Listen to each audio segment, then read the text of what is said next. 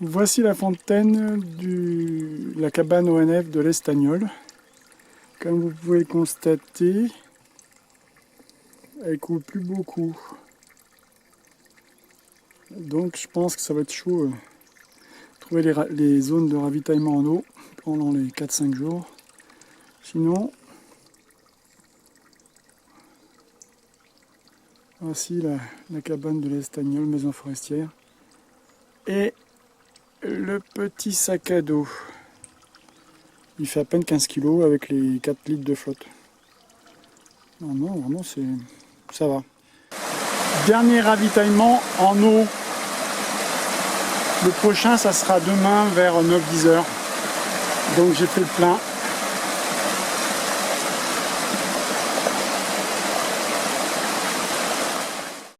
Depuis la cabane pastorale ONF d'Estagnol, j'ai récupéré le GR10 qui fait aussi le tour du Canigou. Et là, pendant 1h30, j'ai croisé entre 9h et 10h à peu près 40 personnes.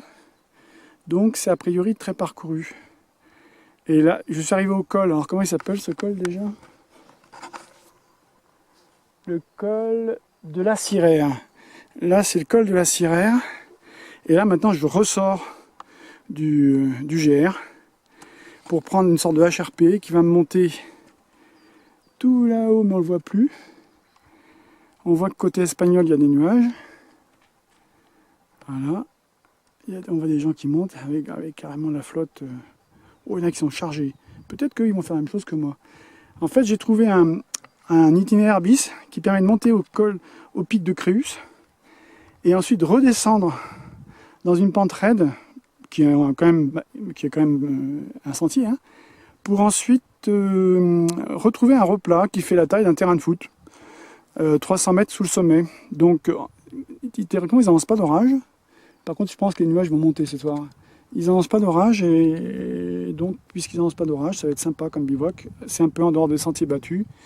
Il y aura peut-être d'autres personnes, parce que vu le nombre de personnes, regarde, comme on voit les gens qui montent là, regardez comme ils sont chargés ceux-là.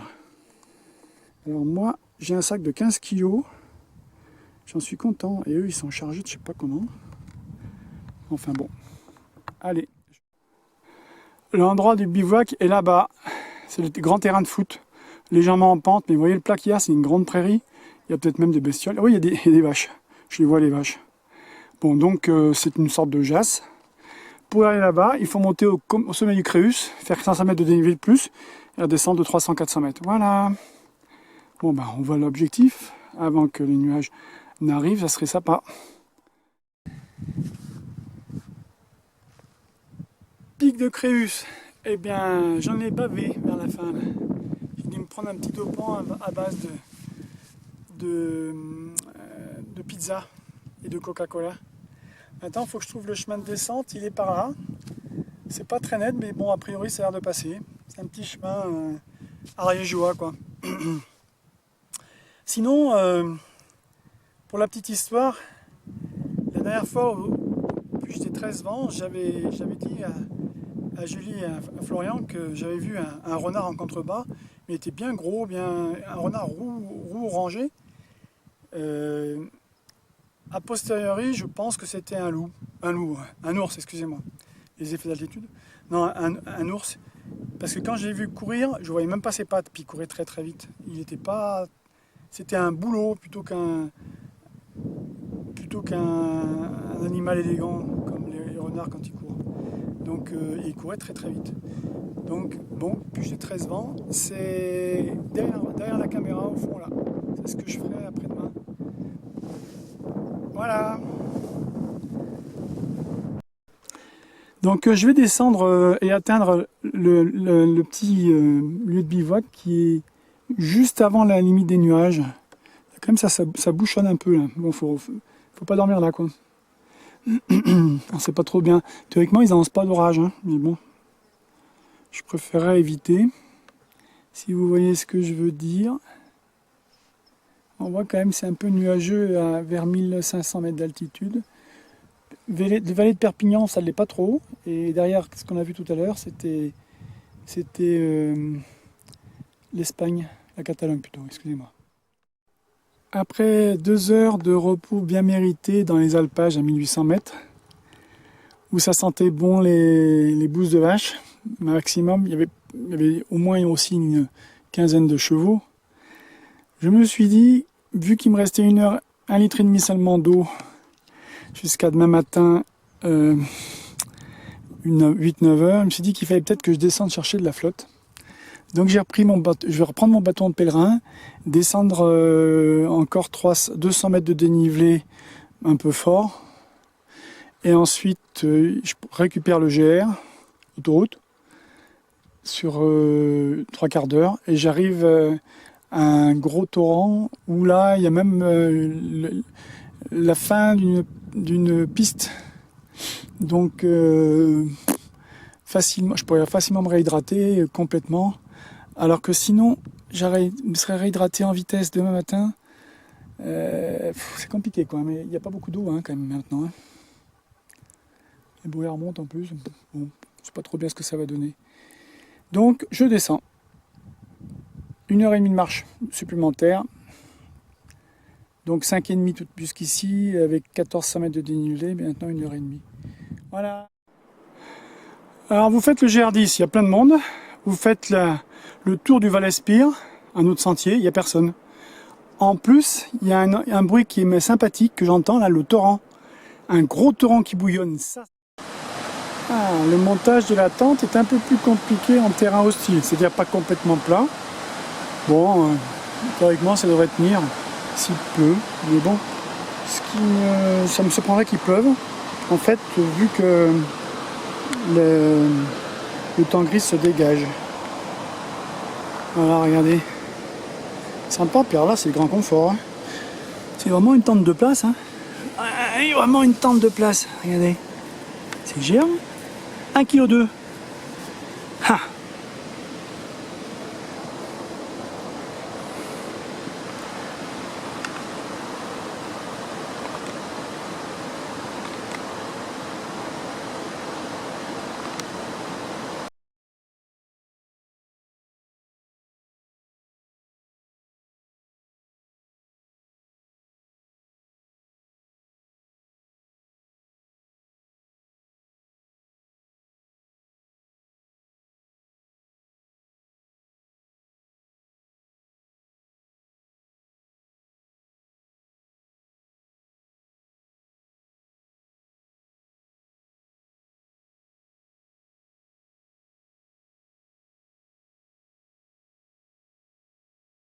Ça, c'est du costaud avec les petits veaux. Là. Je m'approcherai pas bien. C'est eux qui sont venus à moi, donc c'est pas pareil, mais bon. Je pense que je vais partir.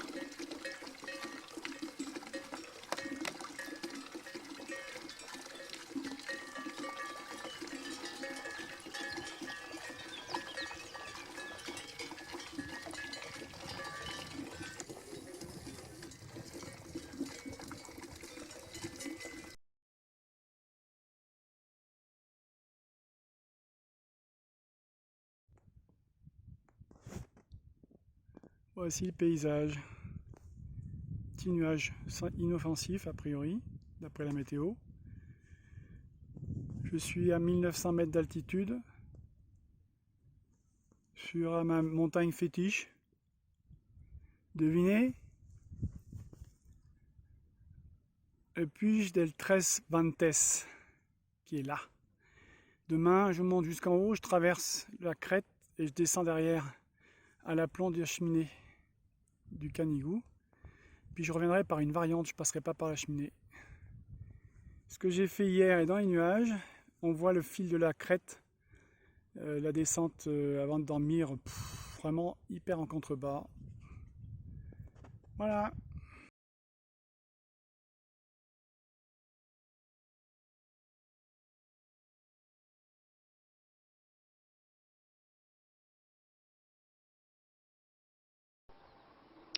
Le soleil se lève sur la Méditerranée.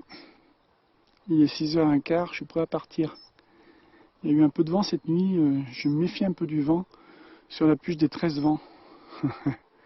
La fois dernière, il soufflait à 80, voire 100 km/h. Donc, partir tôt pour pas traverser tôt. On voit la mer, elle est belle, hein. Et on voit même étang de Barcarès.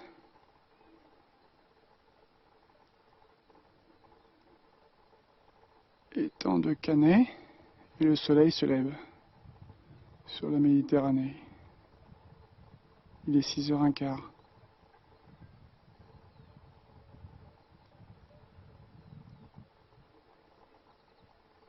Partir tôt est gage de réussite quand on monte le Puig des 13 Ventes. Il y a toujours du vent. J'ai eu du vent cette nuit, je me suis dit que ça allait se renforcer, puis ce matin il y a eu un petit accalmie, donc j'en profite. Voilà.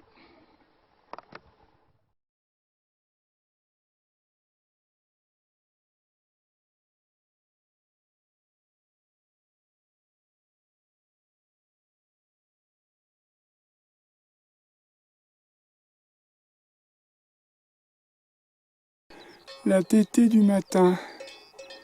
Mais je préfère ne pas être à côté. J'ai mis le télé là en marche. Parce qu'elles sont grosses les vaches. Et puis elles me regardaient d'un air pas très sympa. Donc j'ai préféré prendre la tangente. Voilà.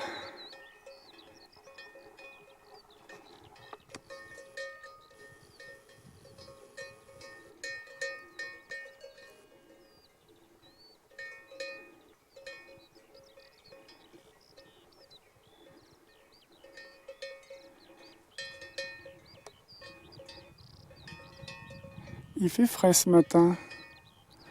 J'ai pris mon pull. Heureusement que j'ai pris celui-là parce que sinon...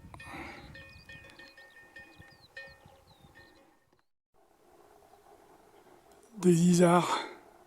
Je sais pas s'ils m'ont vu. Je vais essayer de m'approcher par derrière. Plein. Ils m'ont pas encore vu. Et quand ils vont me voir, ça va être la cavalcade.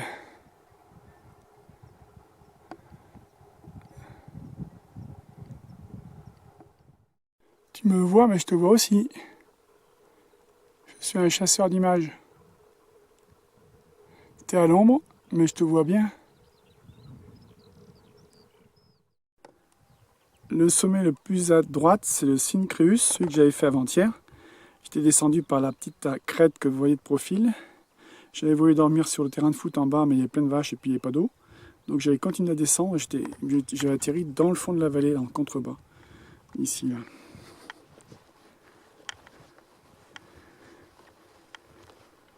Donc ça faisait un gros périple. En finale, ça avait fait un gros périple. Je m'étais retrouvé au fond de ce truc-là, là. Tout au fond. Donc d'où les 1400 mètres de dénivelé. Et hier, j'étais un peu fatigué, donc c'est pas grave. Qu'à cela ne tienne. Je me suis reposé, aujourd'hui ça va. Au mieux, il n'y a pas de vent, il n'y a pas de nuages, c'est bien. Ou très peu de vent. Et puis, j'espère que ça tiendra jusqu'à 10h, mais il est 7h trois quarts déjà, et j'ai plus que 500 mètres de dénivelé à faire, donc ça devrait aller, quoi.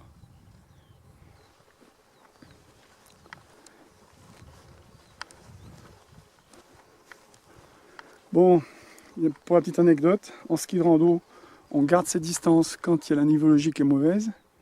Avec les isards, c'est pareil. Ils gardent leur distance quand il y a un humain qui est pas loin. Je les ai jamais récupérés. Je pensais les prendre par surprise et les prendre plus près, j'ai jamais réussi. Les isards gardent leur distance. Et ouais, il n'y a pas que nous. Lol.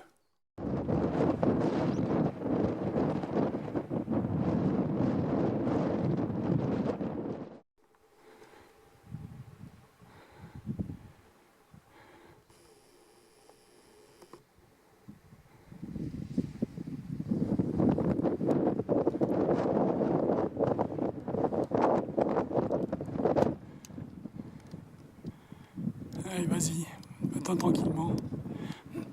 Je te veux aucun mal.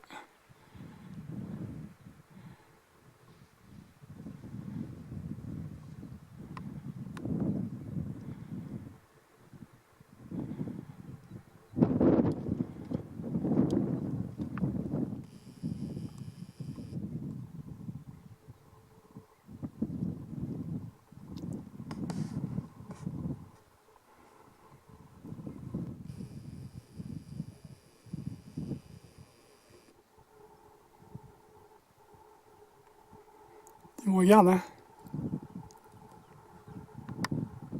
Qu'est-ce que je veux bien pouvoir faire? Il m'ennuie celui-là. J'étais bien dans mes coins, il y avait des bonnes herbes. Elle était tendre, et puis il y a un humain qui va m'emmerder là. C'est pas possible.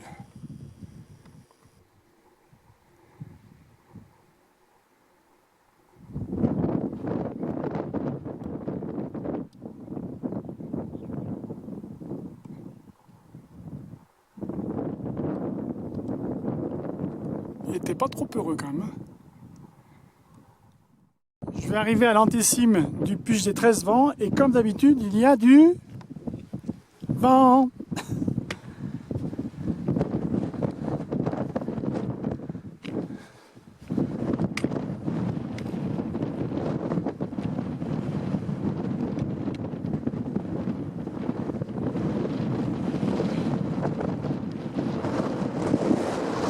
Le canigou là-bas au fond.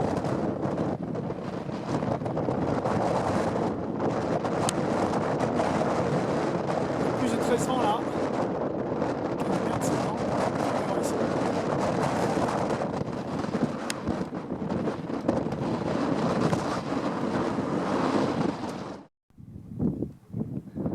Depuis la Puig des 13 Vantes,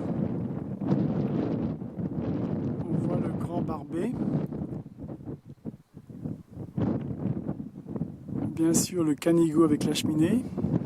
Je passerai non pas par le canigou mais par la Colada de Valmania qui est sous le Grand Barbet et je traverserai pour rejoindre la crête qu'on voit là en fait à droite. Je ne passerai pas par la cheminée, j'ai un trop gros sac. Ensuite on continue. Là je vais suivre la crête qui descend. Je ne vois pas encore le passage. C'est pas le premier sommet là-bas qu'on voit, c'est le deuxième. Entre le premier et le deuxième, il y a un petit col et ça plonge direct sur le lac. Ça va sur la suivre. Après, là-bas on voit plein de. On n'est pas tous ces sommets. C'est tellement. Ah si, on voit Fourromeux là, avec le four solaire. Là-bas.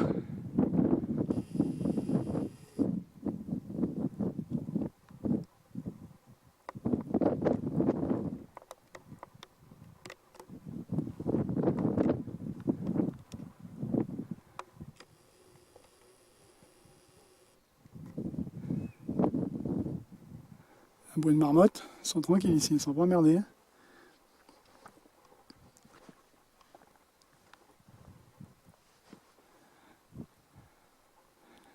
Et voilà le Puig de Tres Vantes, l'Espagne là-bas.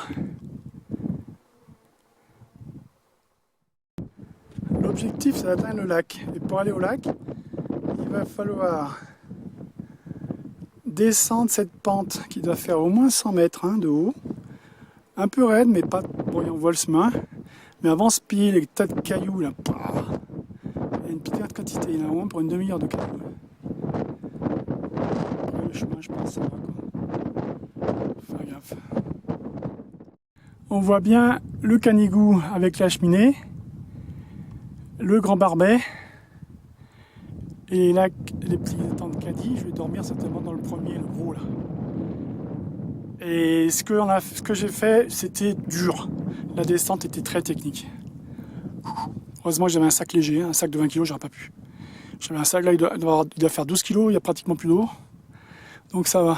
Mais terrain très technique. On va faire un pied 360 degrés, vous allez voir tout de suite le problème.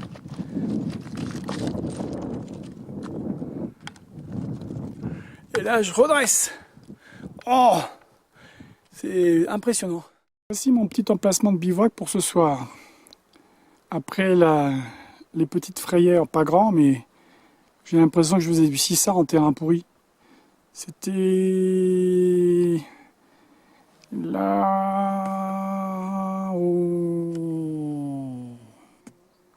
à gauche du névé, la partie la plus basse. On voit même pas le chemin d'ici. Ouais, c'était un peu craignos quand même. Pourtant, c'était pas marqué avec des petits points, hein. C'était marqué en tireté, donc chemin moyennement bien tracé, mais enfin bon. Regardez un des étangs de caddie. Il reste encore un petit peu de nénévé, hein, pas grand chose, mais un petit peu. Ce matin, j'ai vu plein de chamois. C'était génial. Là, je vais me tremper les pieds, me laver un peu. Là. 3 jours de laver sans savon. Hein. 3 jours sans se rincer, ça commence à sentir un peu le phoque. Voilà. Regardez les rhododendrons devant le pentraide que j'ai descendu.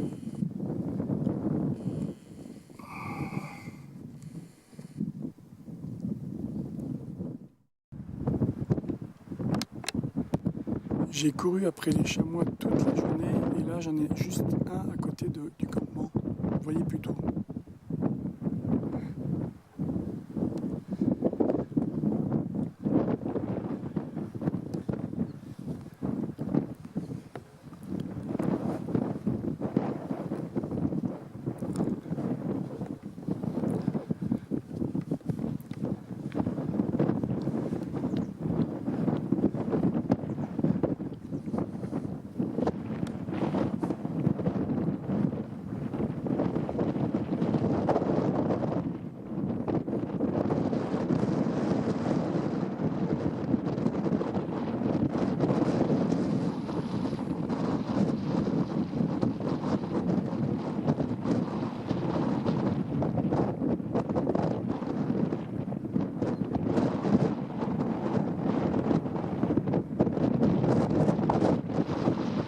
Et c'est des haltères.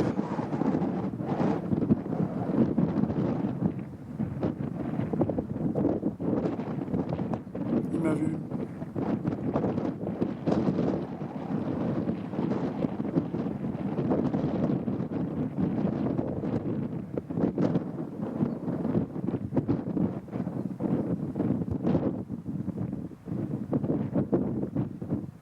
Qu'est-ce que c'est que cet homme là qui bouge pas?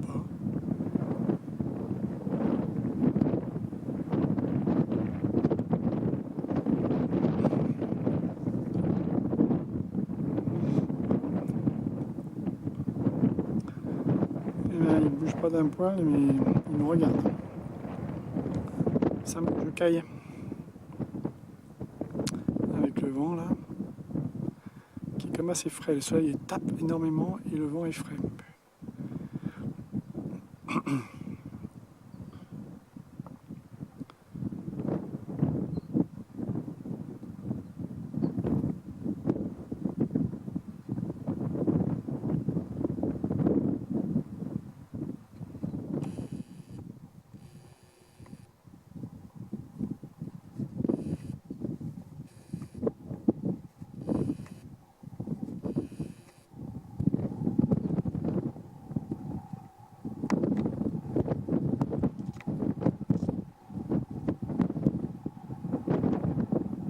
Il me regarde, hein, il me regarde bien. Hein.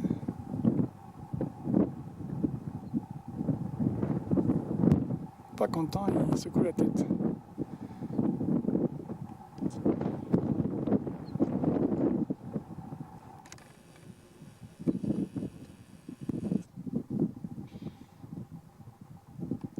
Tu as entendu le cri? Pas content. Il fait pfff. Eh oui. Bois un coup, je vais pas t'emmerder.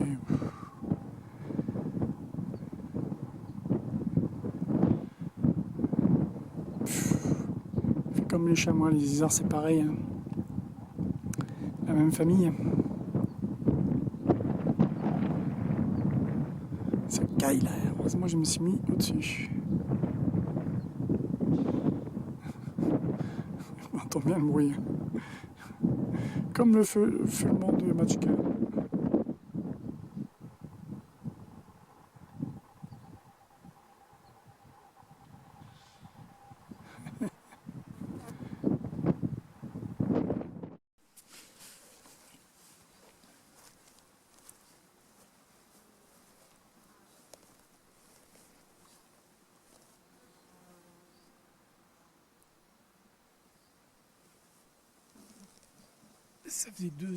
Ça faisait 2 heures que j'étais. Ça faisait 2 heures que j'étais dans cet accoutrement à attendre que le soleil veuille bien moins m'attaquer la peau. malgré le vent frais qui est de mise. À ce moment-là, j'ai vu apparaître un chamois, mais à même pas 20 mètres de moi. Je bougeais pas. Il a été vraiment surpris. Il est parti au galop. D'où mes questions simples. Pourquoi l'être humain est toujours en train de travailler? Pourquoi ne sommes-nous pas comme les animaux sauvages,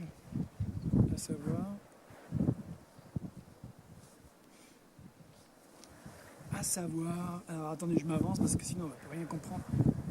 À savoir, voilà, à savoir vivre pour manger, dormir, assurer la génération suivante et s'amuser. C'est bien ce que font les chamois. Après, ils ont quelquefois un peu peur des prédateurs. Ouais. Les chats, regardez les chats domestiques. Ils font que ça. Ils ont très peu de contraintes avec leurs maîtres. Pourquoi nous, on est autant contraints dans cette société à faire ceci, faites pas cela, à travailler une plus grande partie de notre vie? Pourquoi Après, c'est peut-être pour avoir finalement une tente, parce qu'une tente, ça demande beaucoup d'ingéniosité, de savoir-faire. Mais bon, c'est vrai, vivre à l'ancienne, avec des moyens très rudimentaires, ça ne doit pas être facile non plus. Mais bon, ceci étant, je serais bien content demain de retrouver mon confort douillet, parce que c'est beau la montagne, mais c'est dur. Même avec un petit sac, puisque maintenant mon sac il ne doit pas faire plus de 13 kg. Avec l'eau, il faisait 15 au début. Voilà, vous savez tout. Maintenant je vais attendre que le soleil décline un peu. Vers 5 heures ça sera bon, là il est 4 heures, 4h30. Il faut encore attendre un petit peu et puis ça sera nickel. On va pouvoir revivre, manger à 6 heures, le repas du soir. J'entends encore le chamois. J'ai vu un aigle tout à l'heure voler dans le ciel. Bien sûr des marmottes quand il y a des risques avec les prédateurs volants qui font des bruits. Mais c'est marrant, quand on ne bouge pas, eh ben, on voit plein d'animaux finalement. Et pourtant on est dans un secteur touristique, parce que c'est le secteur à l'envers du Canigou. Ben, il y a du trafic, surtout on est un week-end. Eh ben non. Marrant. Surprenant. Allez, à bientôt pour de nouvelles aventures.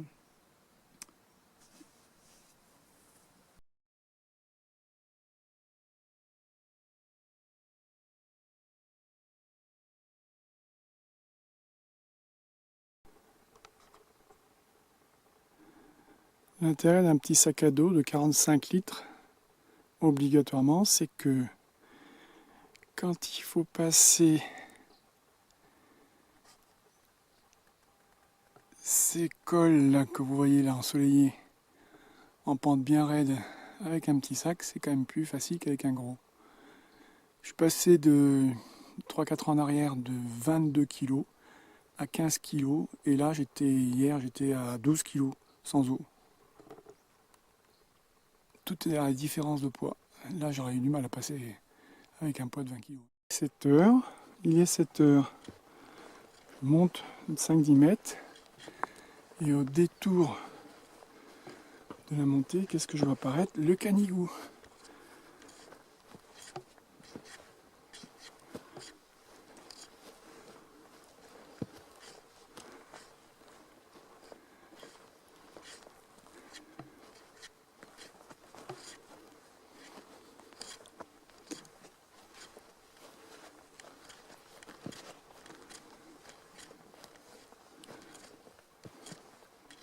Et peut-être avec un peu de chance, des isards. Mais ça, j'en suis pas sûr du tout. Trop de monde là, on est 5, tu penses. 2 couples et moi-même, 5. Énorme. Population d'humains, de berques. Je me mets à la place des isards, berk, caca. Regardez comme c'est beau.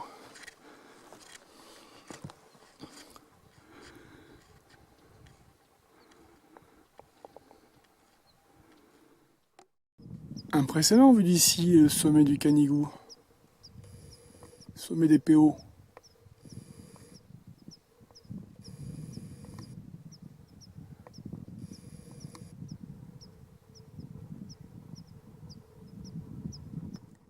Arrivé au col de Valmagna.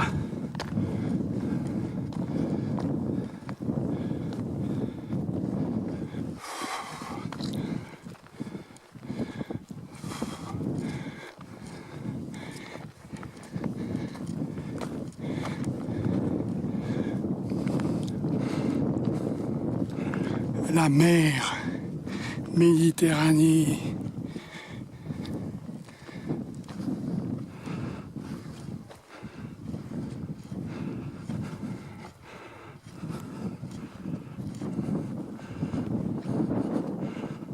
Des chamois.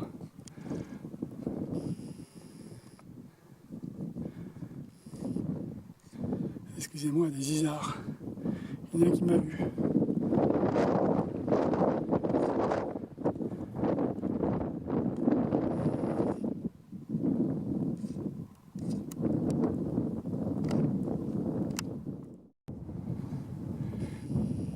Voilà le col que j'ai fait hier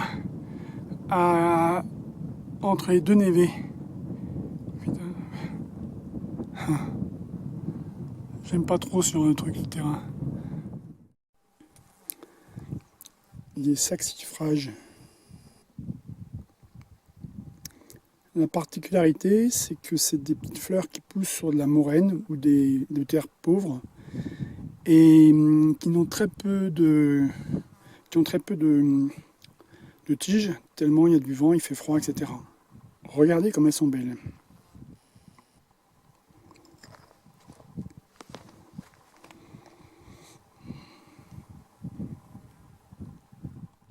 Le plan de Barbet à monter, théoriquement c'est pas un itinéraire très classique. Et ben qu'est-ce qu'il y avait comme monde le dimanche hein, à 9h30, il n'est pas tard en plus. Au fond vous avez le Canigou. Et ensuite quand on descend bien on voit là le refuge de Cortalet. Mais je devrais théoriquement y passer pour ensuite revenir. Mais non, non, non. Je vais faire un truc que Martine adore. Je vais passer par une petite variante. Pas de chemin, rien. Que descendre de vache. Pour aller direct là-bas. On fait un petit mouvement comme ça. Martine adorerait. Et pourtant, c'est bucolique. L'herbe est rase. Si ça avait été des fougères, j'y serais pas allé. Parce que j'ai eu quand même un tic l'autre fois. J'espère que j'en ai pas eu depuis. Il n'était pas fiché, mais il se promenait déjà. Ben là, on voit le Créus. On voit le Créus là-bas. C'est le sommet caillouteux avant le sommet là. Je pense, à moins que ce soit ce sommet là. Non, non, c'est le sommet caillouteux. Sommet caillouteux. Je pense. À 2100. Voilà. Et on voit le village en bas. Le deuxième village, c'est Valmagna. Donc j'aurai un peu de marche à pied sur la route. Enfin, pardon, 2 km, ça c'est moins drôle. Voilà. Une descente pour Martine. Maintenant. Right now. Une petite pause bien méritée avant d'attaquer la fournaise. Il commence à faire très chaud, il est 10h. C'était bien la fraîcheur relative là-haut. Hein. Bon là, je vais rentrer dans une zone de pâturage. J'ai vu quelques petites vaches. Je ne sais pas trop bien ce que ça va donner. Il faut être vigilant toujours. Allez, on repart. On voit l'itinéraire. J'étais en haut ce matin. Là, il est 11h20. La chaleur commence à être très difficile. Vivement que je termine. Je suis à 1850, je dois descendre à 950. Pour la petite anecdote, je viens de traverser un troupeau avec des vaches et leurs petits. Il y en a une qui s'était mise en travers, donc j'ai dû passer par derrière la clôture. Elle était pas très agréable, elle me regardait vraiment fixement de ses yeux de bovin. Voilà, je viens de tout en haut là, ce matin. C'est sympa comme descente, hein. C'est un peu long. Hein. Et on voit la directissime directe là, dans les herbes, que Martine aurait bien aimé.